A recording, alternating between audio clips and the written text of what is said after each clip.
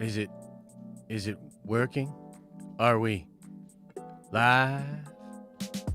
You tell me, Nerd Ventures, what's going on, everybody? Will it work?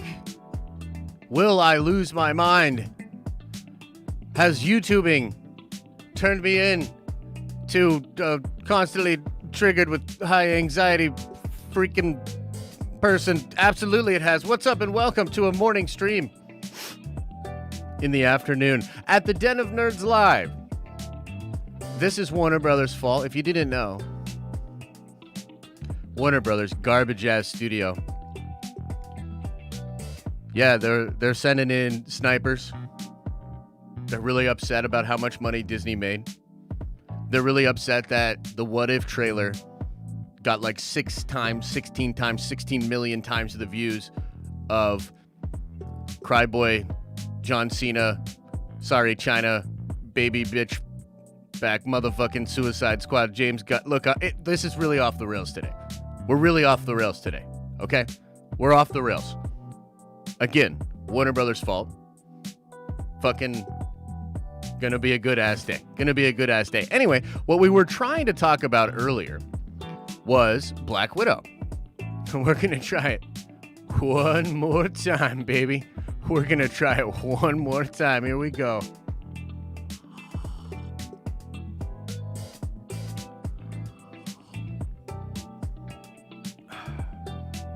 The mental hospital is the next call. All right, here we go. Okay, this is pretty crazy, guys. Of course, ridiculous, impressive, massive.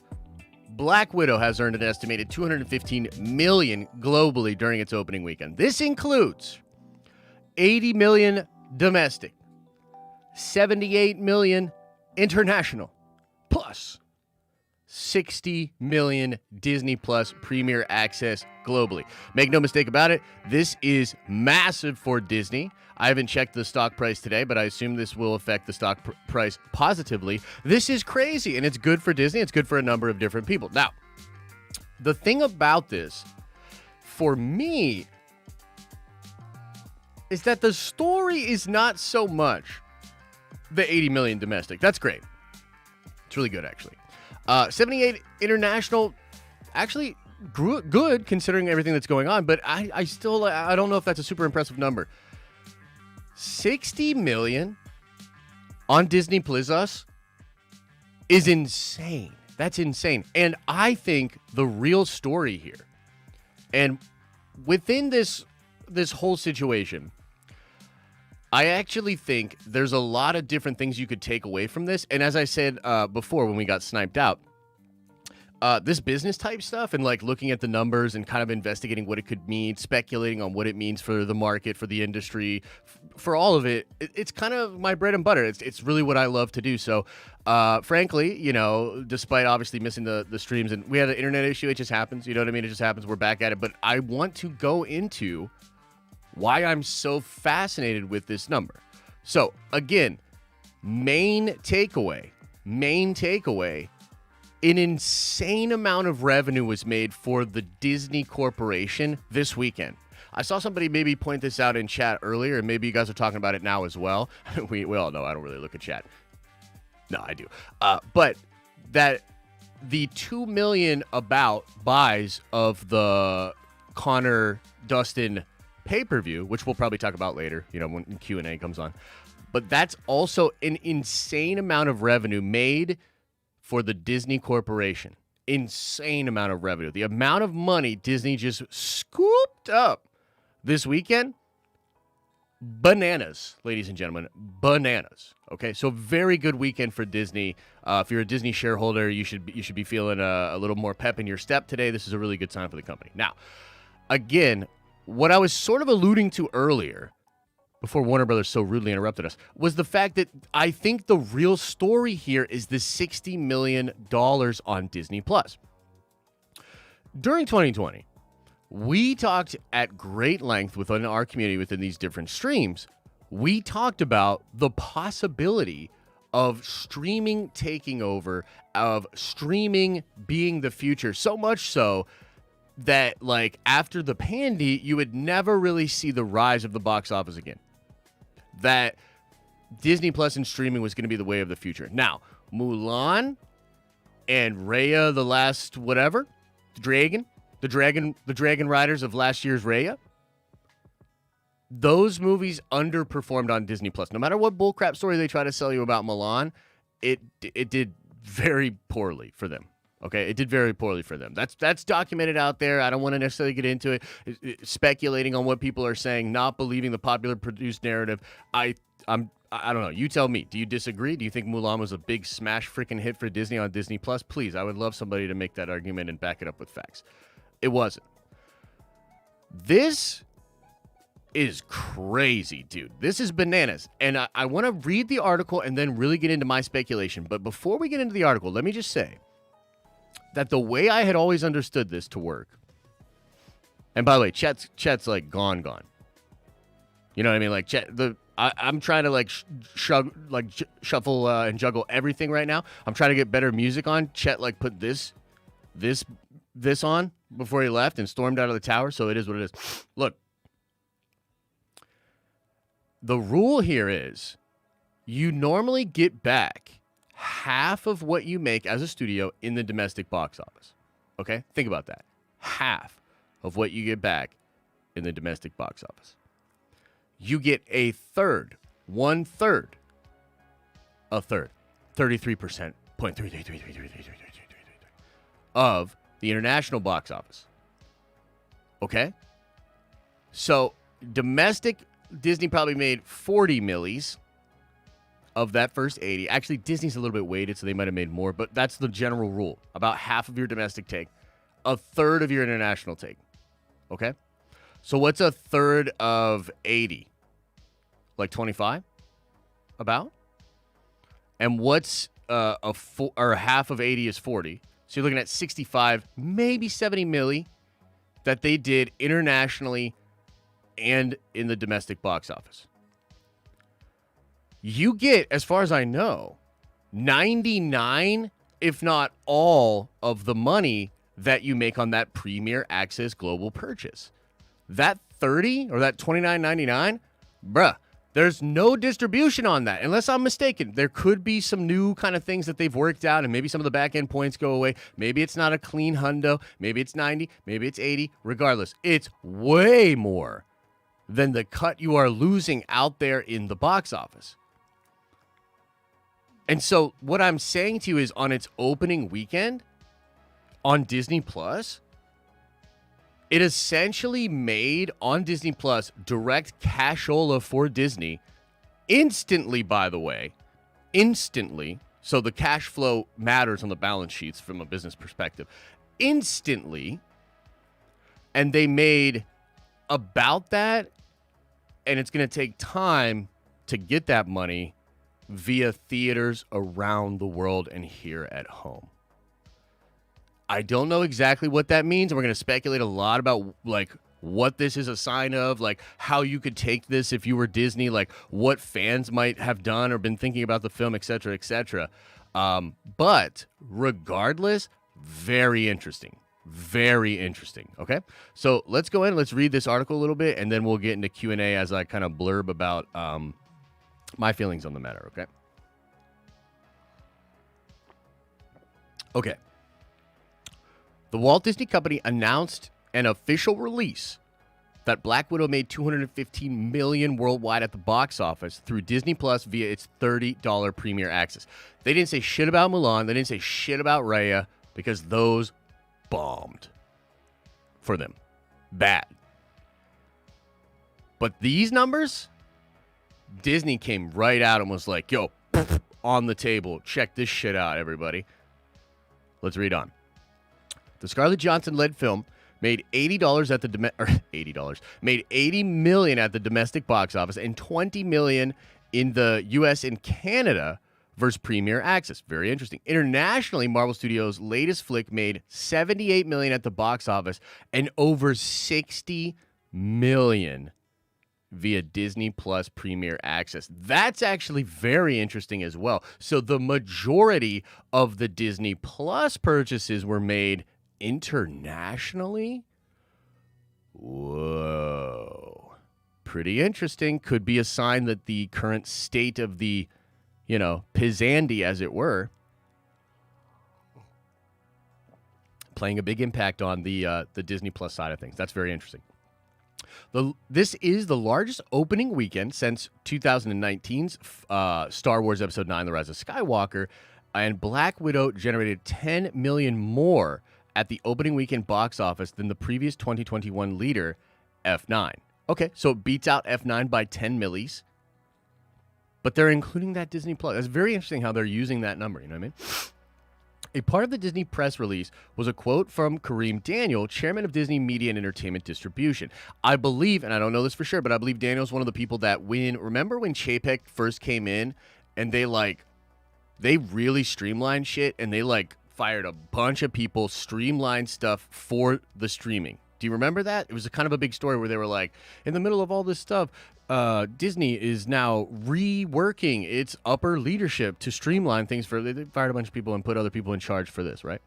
Daniel said that Black Widow's strong performance this weekend affirms our flexible distribution strategy of making franchise films available in theaters for a true cinematic experience and, as Rona concerns continue globally, providing choice to consumers who prefer to watch at home on Disney Plus.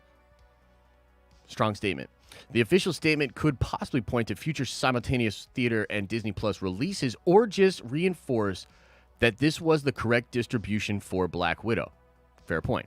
Alan Bergman, chairman of Disney Studios Content, also gave a statement celebrating the opening weekend success of Black Widow, saying, "It's incredible to see audiences enjoying Black Widow after 2 years without a new Marvel film." Bergman also alluded to this being the first Phase 4 movie as the MCU enters a new era. So this is what he said here. "It's incredible to see audiences enjoying Black Widow after 2 years without a Marvel Studios film, and this spectacular opening weekend shows just how eager fans have been to see this beloved Avenger in her own story. There's no question it's been worth the wait. Kate Shortland, blah, blah, blah, blah, blah, blah, blah, blah." Okay, cool. Talking about a new era. Okay, so this is kind of interesting. So there were predictions, I guess, of like a $95 million domestic box office. Came up a little short there. However, $100 million between theaters and Disney Plus in the United States and Canada is a grand success. Yeah, so if you pump that other $20 million there, yeah, that's really crazy. Disney releasing these numbers comes as a bit of surprise, as they don't necessarily have to release the Premier Access earnings and haven't been inclined to do so in the past. For reference, Disney's Raya last year's Dragon Lady and Cruella, oh yeah, I forgot Cruella was a thing, had their own theatrical and premium streaming releases, and they didn't say shit. So the new way to interpret these monetary success that released big-budget films like Black Widow onto a streaming service day and date was unprecedented pre-pandy. The global health situation made studios like Disney put movies on Premier Access and caused Warner Bros. Decisions to put all their 2021 films on HBO Max for no additional cost. Okay, so pretty interest. Oh, wait, here we go. Disney President Bob Chapek previously said that Black Widow Premier Access release was because the domestic market was not coming back in time for a theater-only release. Could Black Widow's dual success change Disney's mind on that front? So that is, ladies and gentlemen, the big frickin' question. And I guess I would like to know what you think. Now, we did a poll earlier on one of the other streams that was sniped. And what we asked in that poll was, do you think now you're going to see day and date release for your Marvel and Disney films? Should you see that? 60% of you said, yes, we should see that. That's what we want to see. Now, let me blurb, and I'm going to try to keep the blurb into like 10 or 15 minutes, okay? And then we'll get into Q&A. It's got to be a shorter stream because, holy crap, we're way behind. But as I alluded to before, I think the real story here is the Disney Plus Premier Access. There are a number of takeaways I have from this, okay? To be honest with you, that international number, that kind of shocks me a little bit. And my gut instinct is to say that likely means that there are a ton of people still affected by the pandy out there, and they want to see the movie from home, or, you know, because of safety and maybe just restrictions that are implied on them. However,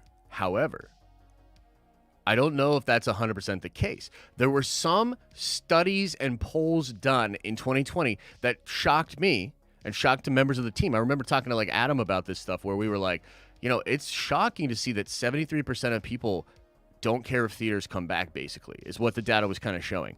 Like, a lot of people just on face didn't seem to care all that much about the theatrical experience. Now, the people that really love the movies, they love the movies and they go a lot. But I think it's pretty safe to say that that's not the majority of people. You know what I mean? And I remember having a lot of discussions with you guys about this where we really sat down and tried to think about it. And yeah, it's just anecdotal, but it's like, think about how many people in your life are really like moviegoers. It's not unanimous. It's not like universal. In fact, it's usually only a couple of your friends, and you go with those people, and they go to the movies all the time. You know what I mean? Like, there are a lot of people that don't go to the movies, and then there are most of the people that just go to the movies get sort of dragged to the movies by someone else, and they don't necessarily even care all that much about what's going on. They don't know the names of directors. They don't know, what studios do what. They're just really going in as a normie to experience this kind of stuff. And what's funny is Marvel really was able to captivate that group of people. Like the group of people that would go to a movie if asked or if sort of dragged to by a friend. Marvel really capitalized on that because they gave such a, say what you will about Marvel's formula, because it can get really formulaic and feel on the rails, and you're like, oh man, where's the intrigue? Where's the crazy, this, that. But it definitely plays to normies, man. Like, it just plays to normies. And for me as a comic book fan, like, there's nothing negative about that at all. As a comic book fan, my whole life, I wanted people to be more accepting of this awesome, dope, nerdy shit. Like, the idea to me now that I can go tell someone, like, hey man, if you love the movies, you should go read this comic. It's really dope and you would like it. And the idea that the Marvel Cinematic Universe has so inundated people with these characters that they actually could just pick up those comics and now read them. And it's mind-blowing to me. It's good. It's not bad. It has negative aspects to it, but it's not bad. Marvel has that brand, man. They've got that mass appeal movie-going brand. But this example with Black Widow is so difficult. It's difficult for a number of different reasons, okay? The brand is number one. The Marvel brand is so strong, 2-year drought, probably would have bought a movie about Marvel Cheetos. Like that in some alternate variant universe, all the Avengers were Cheetos. And they were trying to escape some really hungry high dude at a party that wanted to eat the Cheetos or something. We probably would have bought that. Because we're so starved as fans for Marvel content. And what else is interesting is the shows. I feel like even the shows have been great, but they have not had that like Marvel cinematic feel to them. And I almost feel like that worked in favor of Black Widow. It made people want to seek out that crazy poppy experience again, that big time Marvel experience again. And say what you will about Black Widow. I mean, I think the movie's like good but not great. It's like the middle MCU for me. Not low. It's like middle MCU for me. But a lot of people had a great time with this movie, dude. A lot of people had a great time with this movie. And I think in the sense of delivering a theatrical experience and a really fun theater experience, the movie succeeds in that. You know what I mean? It does. It succeeds in that. So it's a really fun, entertaining, thing. And you know what's so funny, too? I know I'm kind of off on a tangent here, but I just want to say this. When I watched Black Widow, I was a little bit down on Black Widow, just to be real with you. And I watched it twice, and I was like, man, I don't know. Then I watched Tomorrow World, and look, that movie's cool, but I'm just going to say it. You watch Tomorrow World, you feel way better about Black Widow, dude. For me, I was like, Tomorrow World is like kind of a joke. You know what I mean? Like, the whole movie's kind of a joke. Black Widow is definitely not a joke. There's dope shit in that movie. There's serious shit in that movie. It's Marvel. It's poppy, but it's not like a whack-ass piece of entertainment. It's a solid piece of Marvel entertainment, in my opinion. Just not great. And I think that our expectations, my expectation as a fan, are just in a different place than where Black Widow is at. But I'm not going to judge Black Widow super harshly because it was not designed to come out right now. It was designed to be a little like dessert after Endgame. You know what I mean? And it's serviceable in that sense. But like now juxtaposed against like my sort of anticipation of what's coming, yeah, it doesn't hit for me. It doesn't hit for me. Unfortunate. I think the movie will go down as sort of middle of the road. But dude, this is a massive success. This win is huge. So it's like, number one, is it just Marvel? I guess is the question. Is it just the Marvel brand? Is it just all these fans that have had this long drought? Is that what pushed this box office over the top? I don't know. You also have to take into account the pandy, the fact that a lot of places are shut down. So you can't clear-cut definitively say this is the formula. Everybody will always buy Disney Plus Premiere like this. Shang-Chi will be the same way, and it'll make a boatload of money, and we should just change. Because of the timing, you still can't clearly pull that. You don't know. You know what I mean? So, I don't know. It's a weird one for me. But I gotta, like, dude, I would definitely not mind doing another watch party for Shang-Chi. And, like, I thought originally, like a couple of weeks ago, this is my last point, and then we'll get into Q&A. I thought a couple of weeks ago, I would watch Black Widow at home, and then I would be so eager for the theater experience that I would go watch Black Widow from the theater without a doubt after I watched it at home. And bro, I had zero interest in doing that. Like, after watching it and doing the watch party with y'all, which I had a really good time doing the watch party with you guys. I did. After that, it was like the next day, and I was like, kind of watch Black Widow again. Do I want to get in the car, find a movie time, put the dogs in the kennel, get to the movie, get the snacks, get in there and watch the movie? Or do I just want to fucking put it on? Bro, it's not even close. Like, it's not even close. Like, and this is why I think ultimately I'm still holding strong. I'm still holding strong on my point that, nah, fam, digital is the future. Fucking convenience is king, dude. Convenience is king. And the theatrical experience is great, but let's be real. That shit was degraded over the last 5 to 10 years anyways. Theaters don't even use the right bulbs. Shit doesn't look nearly as good as it should on the screen. That's real shit. Look that up if you don't know about it. Bunch of theaters skimping on money by not even projecting shit the right way. So you don't even see it in the way it's supposed to fucking be designed. Plus, all these millennials and zillennials and whatever the Fs, they're all just on their phone anyways in the theater. That shit's annoying. You know what I mean? Like, you go into a movie theater. Look, I love the theatrical experience. I've had incredible theatrical experiences, but it's just not a universal great thing. And when you're at home, you can control all of those aspects. And I just think, again, convenience is king. Convenience is going to win out. I'm saying it. I'm gonna take a stand here and say that streaming is the future. Disney should day and date release, and they should start making more of this money. Like, dude, that 60 mil goes right to Disney. Like, right there. Like, come on, man. That's crazy. That's bananas to me. And I'm sure there's going to be people that understand that and recognize that. And they're like, whoa. Whoa. I wonder how many of the people watched that movie on Disney Plus that signed up for Disney Plus to watch it as well. I wonder if there was subscriber growth because of the film. You know what I mean? I don't know. That's where I'm at. So let's see what y'all have to say. I'll get into the Q's and the A's. Let me try to get that shit pulled up. Again, I do apologize about the whackness on the streams and whatnot today, dude. Muy difícil this morning. Very, very tough. Very, very tough. But we'll go for like 10, 15 minutes of Q&A. So if you got some super chats you want to throw in there, I'll go over the supers, and then we'll probably get on out of here. I'll hang in chat for a little bit, but yeah, we're mostly just going to get out of here. I'll read the super chats from the other streams too. So Star Wars Obsession on the very first stream said, banging the homies. Thanks for that, bro. He came back and followed up with, did you anger the mouse? Banging the homies. Nice. Big Stevie with a $5 holla said, even though they don't have international distribution, this has to make HBO Max rethink not charging for Premier Access. This would settle the talents complaints. That's true. That's totally true, man. I gotta be real though. Like, look, I don't. There's a lot here to try to like take in and think about, Steve. Right? If you're still here, I don't even know if you're still here because this was from the earlier stream.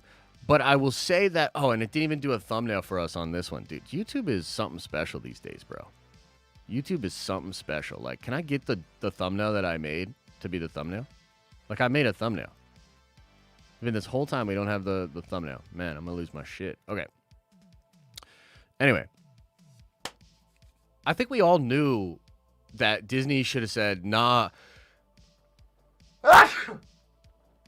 to Mulan and just done Black Widow. Black Widow should have been the first one in, dog.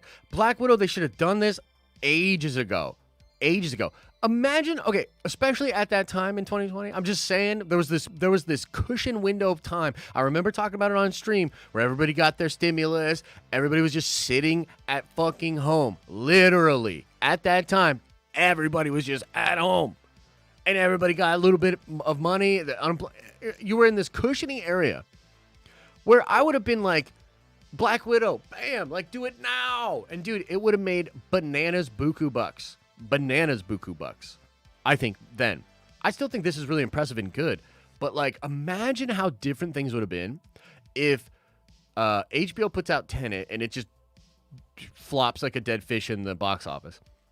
And then they put out Black Widow on Disney Plus and it made 120, 150 million direct cash flow in the middle of the world falling apart. And you would have set the whole industry in a different way. Hey, it didn't happen. It is what it is. But I'll say, man, my feelings on it are that streaming is the future. I think this is a sign of the strength of the Marvel brand. I don't think this price works for all movies. I just don't. But here's the thing. Like, as Disney, I really think this is where... Oh, man, I'm going to just blabber a little bit more. If I was Disney, I would be out there and be like, okay, so we have this thing, the Marvel Cinematic Universe. It's so crazy good that look at how these people line up to purchase this shit. And don't get me wrong, like they have so much good shit coming. This isn't even really that great. Like Black Widow's good, but it's not great. There's a ton of stuff. I think Shang-Chi's going to be way better. I got to be real. I think it is. I think it's going to have more fun. More Marvel characters, more fun. I think Eternals is going to be better than this movie. I do. And that's not to besmirch Black Widow. Again, I think it was always going to be this way. Dude, Spider-Man 3 is about to slay all these movies. Spider-Man 3 No Way Home is about to be the hypest, dopest. Look, I get it. All you Avengers fans out there are like, nothing will ever be more hype than Endgame. You're talking to a hardcore Spider-Man fan. If you would give me the choice between the Avengers facing off against, doesn't matter, and a Spider-Verse live-action movie with a whole bunch of Spider-Man doing whatever, it's always Spider-Man all day. Spider-Man 3 is going to be more hype than Endgame. That's right. I'm feeling spicy. I'm saying it. So, Stevie, we're way off the rails here. But, you know what? I'm going to say we're both right. Darth Drunk with a $5 holla says, I was so close to watch it at home. It's been a busy weekend. I had to delete YouTube to avoid spoilers. Ah, yes. I understand, Darth Drunk. I do. Gotta stay away from them spoilers, man. Lord Vito says, to be honest, I would have never paid $30 if I didn't watch it with the Nerd Vengers. I think that's totally fair, bro. You know what I was thinking about, too? And I don't know if we have data on this or whatnot, but I'm wondering how many people just watched it online versus how many people experienced it online with other folks like we did. Do you know what I mean?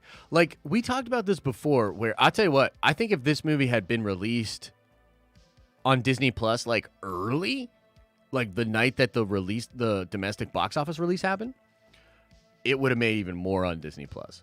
Because I think some people just went to the theaters to avoid spoilers and to be one of the first to see it. There's definitely a FOMO there. You know what I mean? There definitely is. I want to know what those numbers would be like. You know what I mean? And again, I'm wondering, like, that's such a great point, Vito, because the added value was being able to experience it online with other folks, right? But how many people are trying to watch it online and then get something out of it online? Like, there's value there that just you don't get in the theater. Like, the theatrical experience, you don't get that at home. You can't. I mean, unless you're like a uber rich bajillionaire and then you can put a theater into your house, right? But for the most part, you can't replicate that experience. But you equally cannot replicate the streaming experience where you can go frame by frame yourself.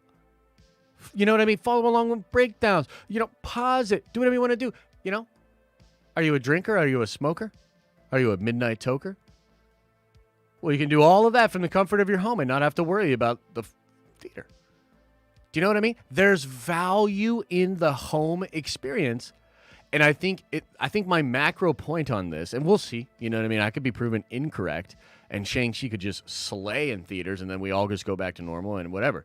But my point is, the value of the home experience in our current culture and on the trajectory that our culture is headed, I'm telling you, that's where the real value is at for most people.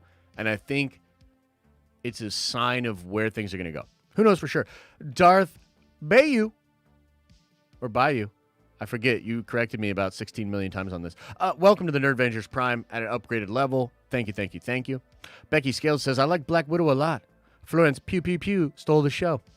Let's have more of her, please. Yeah, so I'll get into, slight spoilers with y'all as well.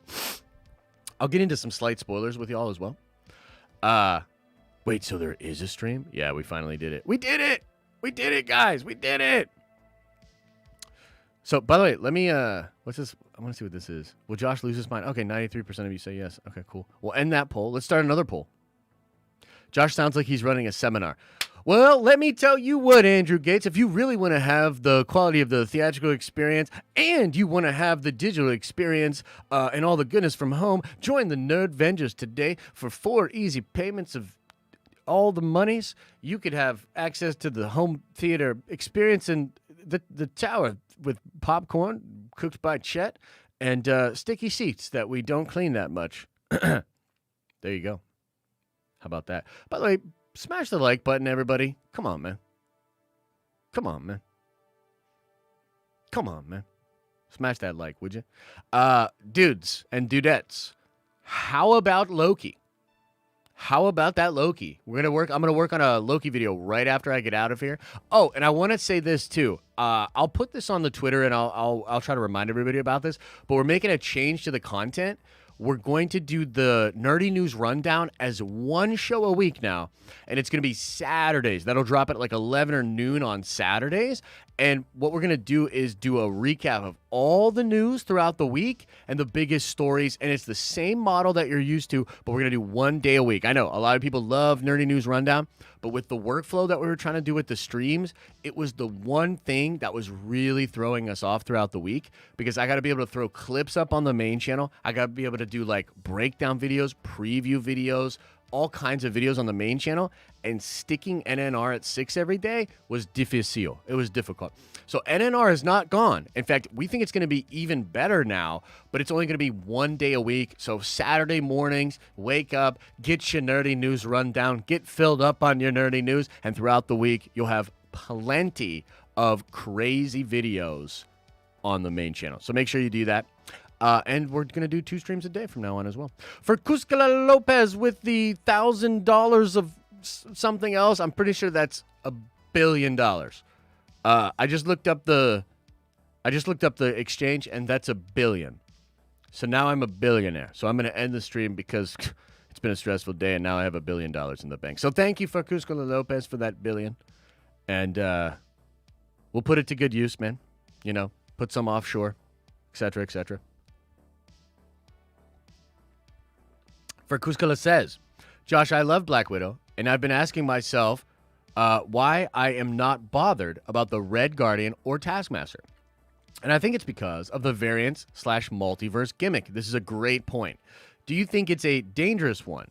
Like a carte blanche to F everything up and then fix it down the road? That is a fascinating point for Cuscala. That's some damn fine nerd vengeance, if I do say so myself. What a great thought.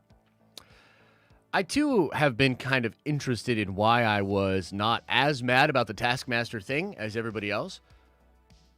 And I think it's just, maybe a combination of the variant thing, but I was also just thinking, like, dude, look what they're doing with Mandarin. Mandarin's about to be, like, the man, dude. Mandarin's about to be a dude that I think banged a dragon. It's like, let's do this Ben Kingsley British punk-ass thing, And then let's make it up to the fans by having the real Mandarin bang a dragon. Maybe, allegedly. So part of me is like, dude, that's wild. Like, they could just fix it in the future. But you're right that the variant thing gives them an out as well. They could do a variant thing. They could do a much crazier Taskmaster. I will say that I will be a little disappointed if they just bring that Taskmaster into the fold more. That wouldn't make a lot of sense to me. So it has to be somebody else, or somebody has to take over the mantle, steal the equipment or something. I don't know. But the variant thing is a really interesting concept, and it does give Marvel plenty of outs, and I think plenty of ways to recast. Now, I don't want to get too far into this yet, because we need to wait for more information, but there's been some weird stories coming out.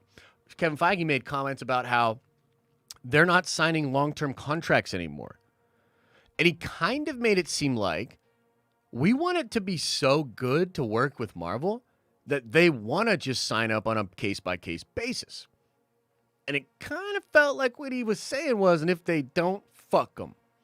I got variants for days. I got actors lining up. Kind of what it felt like. There's also some other weird stuff going on where in the What If series, which originally was advertised as all of the cast of the movies was coming back to do the voices. I don't know if you guys remember that. That used to be a gimmicky thing. I believe Disney said it. Don't quote me on that and don't snipe me. That shit ain't happening. Robert Downey Jr. is not back. Benedict Cumberbatch is not back. One other big person is not back. I forget who. But yeah, they couldn't get him. They couldn't get him. I don't know what that's about. Strange times. Who knows? Who knows? I'll also say, too, just because Fracuscula Lopez gave me $1 billion, and I don't mind lingering on a question when someone gives me $1 billion. You know what else kind of upset me was the bear. The guy that in the prison that they just break his wrist. Bro, I know for a fact that dude shot a bunch of stuff, and he was Alpha Major. That was Alpha. Yeah. That was the dude that turns into the bear. Yeah. That was him. Crimson Dynamo is just name dropped and then nothing. So they reduced the role of the bear dude to literally just getting his wrist broke. That's kind of lame. They also, I never mind. I don't want to complain too much about Black Widow. Okay. Charlie. What's up, Charlie? With a $5 hello says, my ticket for Black Widow in theaters was $15, and after I wish I just got it on Disney Plus. $30 isn't that bad. A lot of normie friends bought it on Disney Plus. Interesting take, brother. Interesting take. Very cool. By the way, Charlie is the holder of the first minted Den of Nerds NFT. It has a public file. It also has a hidden secret file on the code that you can only access if you have that NFT. Charlie's the one. Saul with a $10 holla says, the last 10 minutes of Loki episode 5 is better than the whole Black Widow movie. I can't argue with you there. But I find myself unable to hate on Black Widow. I don't know what it is. I find myself unable to hate on it. I'm not sure, guys. I don't know what to tell you. I just got to be real. I got to be me. I got to go with the flow. Okay? There's a lot of stuff I don't like in Black Widow. I thought the pheromone thing was very stupid. Very stupid. And yet somehow it doesn't ruin the film for me. I don't know. I don't know what to tell you, bro. But I appreciate the support, Saul, and I agree that Loki is fire. But Loki might be one of the best MCU things ever, bro. Loki's playing on a different fucking level. Loki's going for top 3 or top 4 MCU shits, bro. Loki's about to be that ish. Black Widow was never going to be that, bro. Never. Never. So, it is what it is. Finto182 with a $5 hello says, after Black Widow, I want to see a Red Guardian series on Disney. Yeah, that would be dope. Imagine he wasn't lying about fighting Cap and fought him during time travel. That's sick. That is an awesome idea. And I wish they'd explored that more. It could have also been Carl Lumbly as the Black Captain America, right? Because we see him running missions into Korea. We don't exactly know when they shut that down. But Isaiah Bradley could have absolutely been the dude. But if that was the case, I would have liked a little bit more hinting at that. That would have been pretty cool as well. So who knows? Nikki with a $10 holla says, watching Black Widow at home made it feel like it was a movie made for streaming. Not sure that's what they wanted for it. Keep theatrical releases if it ain't broke. Ah, yes, Nikki, but all things have their time. All things have their time. You know?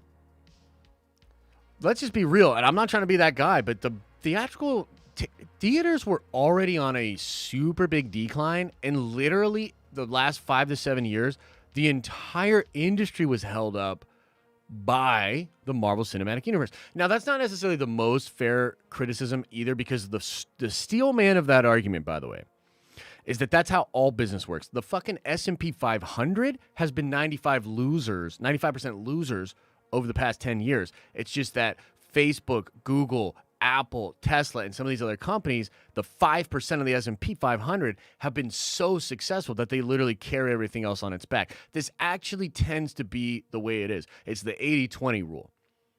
80% of your output comes from 20% of the product, right? So that's not necessarily the biggest knock on theaters, but I think a lot of trends are just suggesting that it's really about convenience is ultimately what it is, Nikki. Like, why did you ultimately buy it at home, right? Because, you know what I mean? Like, you did buy it at home, and you're a person literally super chatting for the theatrical experience. But you just paid $10, which is a third of the price to you know what I mean? It's the ticket price. You just paid the ticket price to tell me about saving the theater. It just shows you where your value is at.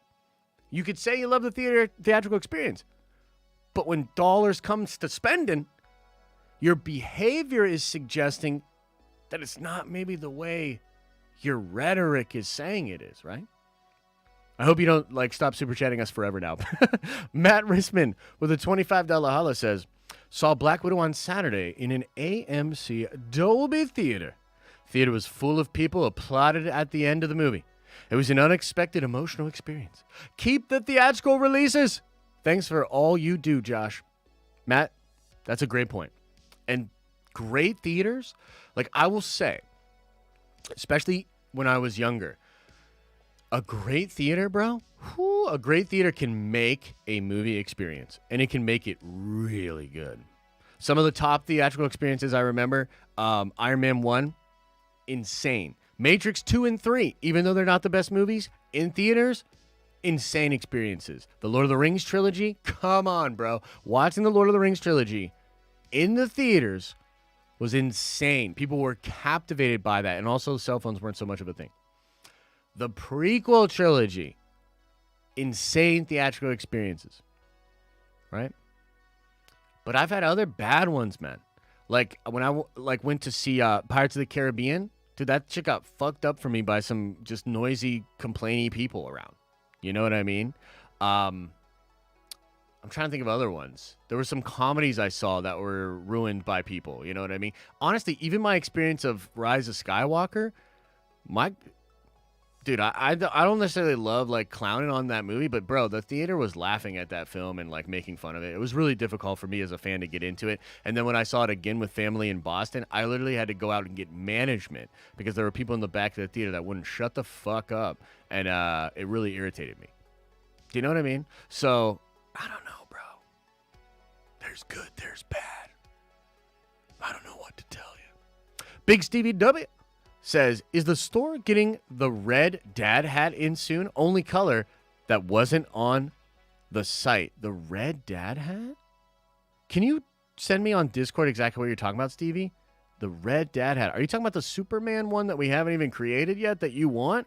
Or is there a model that already exists that we don't have the hat for? Let me know, bro. Nikki says, forgot to add, the more these big franchise movies get put on streaming, the more quality will drop, in my opinion. Thoughts? I don't know if I agree. I don't know if I agree with that. You know what I mean? Frankly, a lot of movies suck, dude. A lot of movies suck. It's really hard to make movies good. And a lot of movies just don't do it. And I think, I don't know. Like, I don't think it would. Why? Like, I think what you're saying, maybe Nikki, is like, I just automatically think it will make them spend less money on the movies. Is that what you're saying? Like, because it's streaming. I don't know. Especially if you're going for a $30 thing, you better come with that heat, bro. Like, if you're trying to charge $30, I feel like it needs to be a very big budget, expensive movie. Like, can you imagine charging $30 for like a small, but you know what I mean? Like, I don't know. There has to be, in order for the value proposition to work. Like, I think that's just economics. Like, why would they? Yeah, I mean, I guess I get your fear, but to me, no, there's not really there's not evidence of that. I mean, yeah. Ursa Major, there we go. Yeah, Stormy says, to be honest, Ursa Major would have been so cool, even if it was just a cameo. Why did Harbor tease it that much? The actor was on set for 3 weeks. They cut everything out to break his wrist and call him Bear. Yep. Stormy, 100%, bro. That's Hollywood, bro. That's Hollywood. Like, it's just Hollywood. Like, they grabbed a bunch of good footage with him. It was probably dope. People probably liked it. And then Kate Shortland was just like, nah. That's it. But that happens all the time. And to be honest, like, that's just a call they made. I do think it's a little bit lame. But we don't know how the film would have been otherwise. It's really hard to say. Like, that prison sequence to me is actually really good. So it's hard to say, right? But yeah, it's lame. It's lame. Can't lie. Let's see here. Harris says, with a $5 holla, a reason you may prefer streaming is because you get paid with super chats. Just part of the rhetoric. Theaters for the win. Experience will always suffice. Well, I'll say this. I can fully admit that as a YouTuber, I definitely prefer it to be streaming. Like, I didn't even really do breakdowns or any videos for Black Widow, though, because I was like, honestly, the dogs got really sick and I had to just worry about them. But I didn't even do that much stuff for it. But, dude, make no mistake, it makes my job 100% more easy.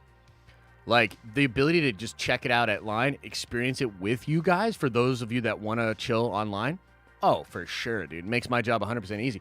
But as just a sort of business mind, as someone that just observes trends, nah, bro. It has very little to do with my personal shit.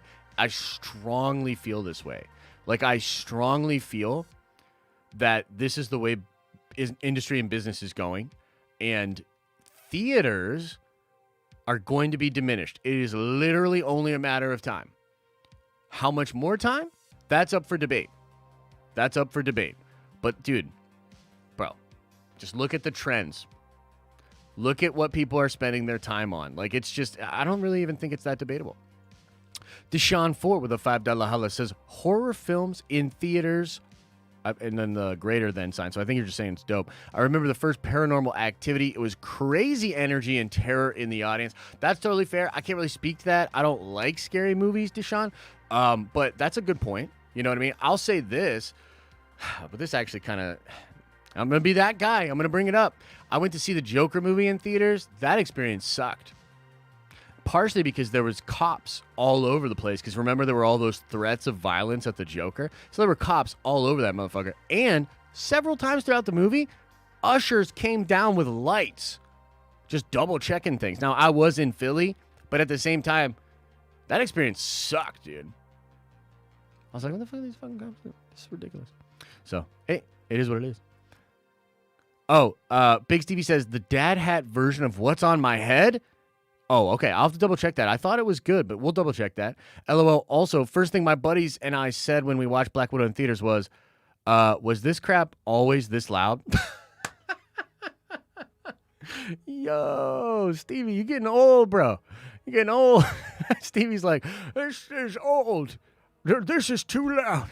I want to go home, put my feet up on my recliner, and have it at a reasonable volume. And all these pesky kids around. I mean, I'm kind of the same way. Kind of saying the same thing, so I can't really talk. John White says, I think it will be tough for Disney to combat sub sharing. I can watch at home with the family for $30 and share my sub. I can't share my theater tickets. That's fair. I don't think Disney minds if a family spends 30 on it. Just being real. I don't think they mind. Because again, you got to think about it. That 30's coming clean to Disney, right? That ticket price for the whole family, even if you spend 50 on all the tickets, even if you spend, you'd have to spend like 60 on all the tickets for Disney to get back that 30, and it's still a cash flow that has hoops and ladders. You know what I mean? So I'm just saying, like, I think it I don't know. I just can't agree that that like something like sub sharing is gonna prevent Disney from wanting to do that. Do you know what I mean? Like, it's just not enough of an impact on. I mean, piracy is always makes an impact on every film. Like, piracy makes a major impact, and Disney's done a lot to try to combat that and combat password sharing and all that sort of shit. So, look, dude, numbers don't lie. 60 million's ridiculous, dude. Like, I don't know what else to say. Like, $60 million is ridiculous, and they probably made that, if not more, on the Conor McGregor fight. You know what I mean? So, it's bananas, as it were. Let me see here. This chat's like catching up with me. Sorry, it's being all weird. Let me see here. All right. So, okay, no, that's John's. Let's see what else we got here. Sorry, the chat's being all whack. I can't get to this super chat here. Why can't I see Jiminy Crickets? No, I want to see. Oh, here it is. Here it is. Okay. Here we go. 30 for a dad with 2 kids and 10 kid friends. Dude, what? That's bananas. They're coming for you. It's time for that big screen and entertainment system to step up. Yeah, I mean, I think it just kind of depends on what you've got going on at home, man. You know what I mean? Like, I just paid a shit ton of money for a big old OLED TV. You know what I mean? That second viewing, because on the first one I watched it in here with y'all, and it was great. Like, this, you know, the monitors are dope. But watching on your big old friggin' OLED, it's pretty dope. AJ Flores with a $5 holla says, could No Way Home save the theater experience? Look at how insane the hype is now, and we don't even have a poster yet. Dude, totally. Dude, look, regardless of the model of release, I think No Way Home making $1 billion is totally on the table. But I got to tell you, I think that a big chunk of that will likely be, well, it really depends. You know what I mean? Disney has a very difficult decision in front of them. Because as of now, like, here's the other thing that's really crazy. Let's talk about this. Disney sort of backed off of advertising the Premier Access release of Black Widow. I don't know if you guys noticed that. It was not on the poster. It was hidden in a lot of their press releases. Even when you pulled up Disney Plus, for me, at first, it was not just up there. Okay? So they kind of didn't even really advertise that Premier Access thing. They backed off of that. They were really leveraging theatrical. And it still made this amount of money, dude.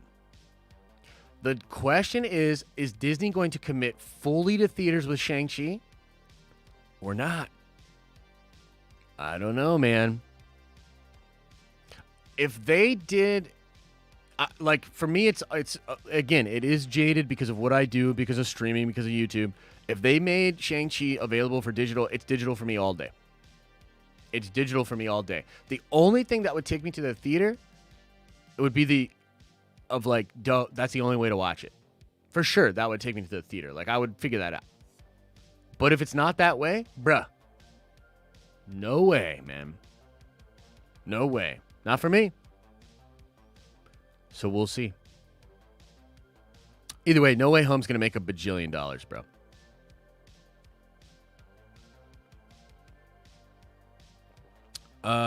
Let's see here. This guy says, Josh, you think you understand it all, but man, you are wrong. Theaters survived and people still go. You live in a bubble inside your head, just like you do with your Marvel opinions. Wow. And that's the guy's name is Wow, and banned forever. So, thank you for your opinion. I think your opinion's stupid. I think your face is stupid. I think whatever your friggin' stupid thing was, your thumbnail picture of your avatar, stupid. I think your name, stupid. Dumb. Dumb. How about that for living in a bubble? Get the fuck out of my bubble. For me, what's keeping me inside is that I would have gone alone to the theater here, and that sucks. My friends watch these movies and I'm not super fans, so okay, right on. Right on. That makes a lot of sense. Jacob says mature response. I know. I was thinking that as I said it. I was like, bro, you're so fucking mature. What a great example for these kids. McGregor lost before he broke his leg. All right, yeah, let's talk about this. Here we go. Let's talk about this. Bro, I got to be as real as I can be. I am all the way off the Conor train. I am all the way off the Conor train. I think he should probably just retire. That's where I'm at with it. I think he looked weak in the fight. I think he broke his own leg and lost legitimately. And he was getting dominated in that round. Dominated. And then for him to, like, honestly, bro, I thought it was such a bad look. Like, at the end of the fight, where he's just sitting there with his broken-ass leg, like, being like, oh, I'm going to stay fucking Dustin. I was like, dude, shut the fuck up, dude. You just literally broke your own leg. You look like a dumbass in here. Like, shut your mouth. So, I'm going to be honest, man. I was a big fan of Conor. Huge fan of Conor. I love self-actualization. I love people with an iron will. I love people that almost like manifest shit in their lives. And he's done really well for himself. Hats off to him for all his success. But as far as like respecting him as a fighter and as a man, nah, man. I'm off that train. I am off that train. I thought he ended up looking like a dumbass on Saturday for a lot of different reasons. For sure. But that's just me. That's just my opinion. Let's see. Let's see here. Poirier was a class act as well as the better man. Absolutely. Absolutely, Darth. Yep. Yep. And I wish Dustin well, man. Dustin's a good dude. Dustin is a good dude. So I'm excited. No, I actually didn't bet on the fight at all. And it's because, I'll be honest with you, like a lot of my favorite fighters are just getting fucking trounced lately. Like the last Tony Ferguson fight was embarrassing. Watched Cowboy try to make a comeback. It was embarrassing. Look, Father Time is just undefeated, dude. You know what I mean? Like it makes me feel weird because it's like I'm getting old and all my favorite fighters are getting old. And I'm like, damn, bro. But I'll tell you this. Jake Paul would whoop Conor's ass right now. Literally, dude, get Conor all the way healthy, titanium up his shin, and Jake Paul will knock him the fuck out, dude. He just doesn't have it anymore. Like, he just doesn't have it anymore. That's what I think. Big Stevie with a $10 holla says, drove to Williamsport, PA this weekend. Took 3.5 hours, half the time, then to go to Erie. Holy shit. So when is this raffle for the plane ticket so I can watch Party in the Living Room with Shang-Chi? I know, right? That's the only other thing that I would say is if we could have a theatrical experience where we could get like all the nerd vendors together, that would be based. That would be sick. But how realistic is that really? You know what I mean? Again, like the only other realistic way to experience that together is digitally. It makes it super easy. You know what I mean? Yo, look at how mad everybody is about the Jake statement. Yo, do you see Jake? You see this dude? He's a big dude that doesn't give a fuck that can throw. And just Conor, like, here's what I see with Conor. And I saw it in the second Dustin fight. I saw it versus Habib. I saw it in the third one. When Conor comes out strong and does his thing, and the dude weathers the storm and takes the momentum, he's done, dude. He's just done, plainly done. He doesn't actually have the ability to fight on his heels very well at all. And when his game plan is not dominating the fight, he looks very bad to me. Like, very bad. Sloppy. Like, just anytime he gets touched, it looks like he gets shaky. You know what I mean? So, dude, Jake Paul would knock him out. 100%. Oh, I think Tyrone Woodley's gonna clean up Jake, though. That's what I think. Merrick Wren's like, get out! I think Woodley will tune him up. I think Woodley and Jake will do 2 fights, but I think Jake will come back in that second fight and be a monster. I think what Jake needs is...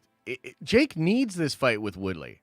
I hope Jake doesn't bitch out on this, because I think if he can survive against Woodley, who I think is going to tune him up, even as an old man, I think Woodley's just going to tune him up, because Woodley's been boxing like his whole life. You know what I mean? Like legitimately, like Woodley's an animal with the hands, and he's big. Connor's tiny, dude. Like, Connor could get up to 170 when he's real big. Jake Paul will literally put him on a sandwich and eat him. Like, I'm sorry. Like, it's just... You know what I mean? My secret love for Jake is weird? No secret at all. I'm very open about it. I like the problem child. I do. Josh, you're breaking my heart. You know what? That's it. Now we're a Jake Paul fan channel. I'm just going to do Jake Paul fan cams. And I'm just going to talk about how good he is. Look at how fired up everybody is. But that's the power of Jake Paul. You want to know why I really respect? It's not actually his fighting ability. It's definitely not his character. But it's his savvy of how to play the game, man. He is running circles around motherfuckers. Look at how triggered he's got all of you guys. Look at this. Look at this. Just by mentioning his name. That is a response of emotional, like an emotional fucking engaged response that most people would kill to have. That's the real reason why I respect him.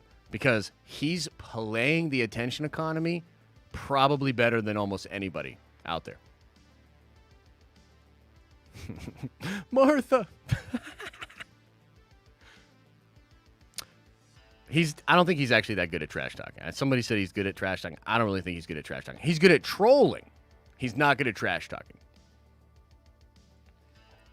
Let's see what Felicity says. Probably like always, she's saying how right I am.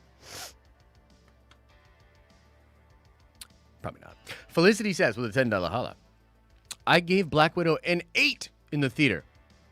Black Widow is that ex you've been fantasizing about when you're in another relationship. You hook up, get yours, and realize why you broke up and why you don't need that again. Oh, shit. Felicity, that's a very interesting take. You know, for me, it was like, I don't know, like I could just so clearly see all of the flaws. Didn't really love the opening sequence. A lot of just like, okay. But at the end of the day, like, I don't know. I just couldn't find myself hating on it. Like, there's a lot of fun stuff in that movie. Like, it's a dope little film. It feels like super unconnected to the MCU. And I'm really not trying to think about, like, there's some shit being said about how, like, the Tony Stark scene was cut because Kevin Feige says she doesn't need the boys. And that shit's going to make me pull out my fucking hair. If I hear one more kind of, like, wokeism coming from Kevin Feige about why some dope MCU shit didn't show up in a movie, I'm going to lose my fucking mind. Just being real. So there's a little bit of me like that that's like, and yet I'm still able to just like kind of let it be as what it is. Like, it's not a bad movie. Like, I cannot come up here and say this is trash, because it's not. Like, there's a lot of cool aspects to it. It's a good film. It's just not great. You know what I'm saying? So, yeah, interesting. Very interesting. Dude, look, everybody loves Jake Paul now in the chat. This is crazy. Slowmo1203 says, the Pauls made it easy for trolls to get paid. Indeed, they did. Indeed, they did. Indeed, they did. When are you fighting him? It's the destiny of all YouTubers to get in the ring. The Den of Nerds Live. Honestly, I need to get actually in shape first. I've slacked a little bit. My current workout regimen is I don't work out until somebody fat shames me or says I'm losing my muscles on the stream or a video. Then I get furious and I work out for a couple of days, and then when everybody ignores it, I'm like, okay, cool. So I have to get more consistent with my workouts. But yeah, man, I've been fighting. I fought a lot. You know what I mean? I grew up in dojos. My dad's martial artist. I fought a lot. You know what I mean? So I like fighting actually a lot, and used to be pretty good at it. But I don't have time to train to fight. Training to fight is crazy, dude. Training to fight is a wild experience. And actually, the last major, like when I had my really bad knee injury, it was because I did a whole training session of for fighting. And then I went to play basketball as I was exhausted, and came down weird on my knee and twisted it all up. So, yeah, fighting is anybody that commits themselves to fighting, man, hats off to them, bro. Hats off to them. That shit is wild. Takes a lot. But, if I got into shape and then maybe in a year or two from now, we had everything a little bit more substantial for the channel, like if things were a little bit just more stable and the other folks were more easily able to do streams and videos and all that, maybe I could take some time and I could get back into fighting shape. Bro, I would totally fight other YouTubers, 100%. I would totally fight other YouTubers. I would fight literally. There's not a single YouTuber I'm afraid of, except maybe the Pauls for like legitimately, they're pretty, like they look tough, man. And they're massive. You know what I mean? I'd have to really pack on some weight to get to there. Because I think I'm like walking around at like 170 right now. I'd have to put on like a solid 15 pounds of muscle, 20 pounds of muscle. You know what I mean? But other than those dudes, I'd fight any YouTuber, 100%. I'll tell you this. If it was MMA, I'd probably still even fight the Pauls if I had time to get in shape. As a kickboxer and a striker outside of boxing, I am more than confident. Like, more than confident. 100%. I wish I had footage of some of my fights when I was younger, because you guys would be like, what the fuck? I can throw hands. You know what I mean? I could throw hands like a motherfucker, for sure. I used to love cracking people. There's something about power in a punch that's really interesting. There's really big dudes out there that can't punch hard. Like, they can punch hard because they're big, but they can't crack, dude. They can't crack, motherfucker. I loved cracking people. And I've been punching since I was like 7 years old and kicking. So, like, bro, I can crack. Like, for sure, I can crack. And also, one of the benefits of growing up with your dad being insane and also a martial artist is that I have so many micro fractures in my knuckles and fists that I'm not going to break my hand. Like, I'll crack you right in your forehead and I will not break my hand. You know what I mean? It sucks because there's a lot of like scar tissue and busted up kind of stuff in there. But as far as from a fighting perspective, oh man, I love it. There's nothing like it. There's nothing like cracking someone, for real. For real. Yeah. If you guys have never actually like physically thrown punches and like actually gotten it, I do suggest it. It's great. It's great cardio. It gives you a feeling of confidence. It's really, it gets you charged up. You know what I mean? It's really cool.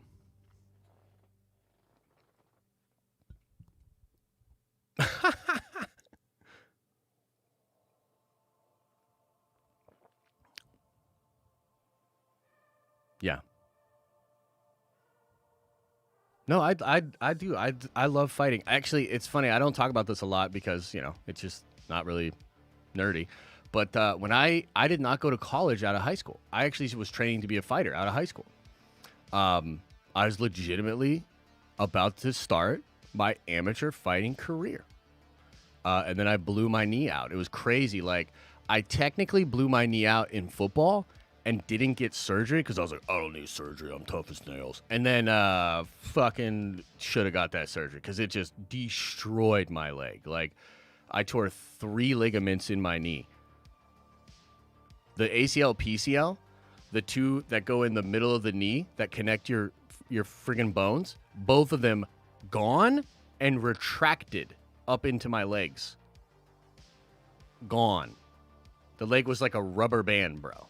You know what I mean? So it was like gone. So after that, the dream of anything seriously athletic, like I could not compete at the top level in probably anything athletically anymore. And I was a great athlete. I ran like a 4.6 40. I was very athletic. You know what I mean? But alas, the universe had a different plan for me. So here we are.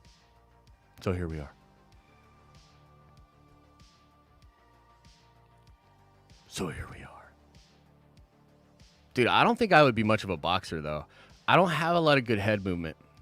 Just being real. I was never like that. Anyway, we got way off track.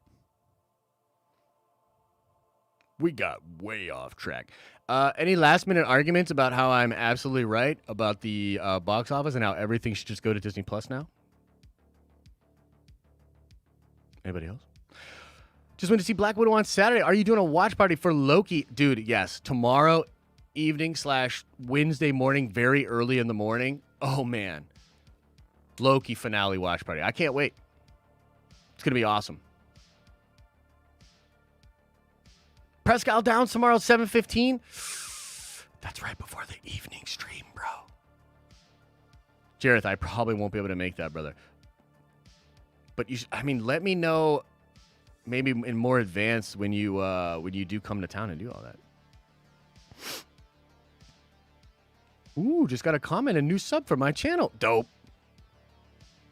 I will be at the watch party. I need to see the reaction. Okay, yeah, so that's the whole thing, right? Where it's like, if Kang doesn't show up, right? Y'all gonna see live, and I'm just gonna be like,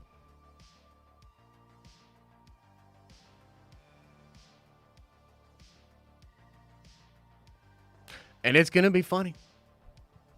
Oh, it's gonna be funny. I'm gonna be like, the thing is, like, I'm gonna be legitimately upset. Like, I don't know what to tell you. I don't know what to tell you. This is what I do now. I just nerd out. I nerd out. So I'm going to nerd out. And if we don't see Kang, I'm going to freak out. Yeah. Bro, I'll tell you what. This is 100%. This is 100% no cap. This is what's going down. If they go into that fucking mansion thing, and Ralph Boner is there, I'm going to take my headphones off and I'm going to walk out of the room. Elisa will still be here. She'll probably finish off the watch party with you guys. But I will literally take my headphones off and I will walk out of this room. That's going to happen. So, make sure you tune in tomorrow. We'll start the stream up at 2:30 a.m. Eastern Standard Time. We'll have a lot of fun chatting before the stream. When it comes out, we'll all hit play at the same time. We'll watch the Loki finale together. I'll be right. Everyone will have to admit that I am right after the stream. It's going to be glorious. Can't wait. So come on by for that, okay? Kang, Kang, Kang, Kang. It's all about that Kang, Kang, Kang, Kang. Kang, Kang, Kang, Kang. It's about that Kang. You know what time it is? It's about Kang time. All right, everybody, we're going to call it there. Thank you guys so much for being here. You didn't have to show up. It was hours late, but you did. You showed up, and you put all of your wrong opinions because you didn't agree with me into the chat and into various super chats. We had an incredible amount of dialogue, as we do always here in Nerdvengers Tower. Nerdvenging up in these streets. Nerdvengers for life. Nerdvengers to the moon and everything else. They can't stop us. They won't stop us. And we'll be back at it. Nerd Theory tonight. 2 streams tomorrow. 10:30 in the morning. 7:30 at night.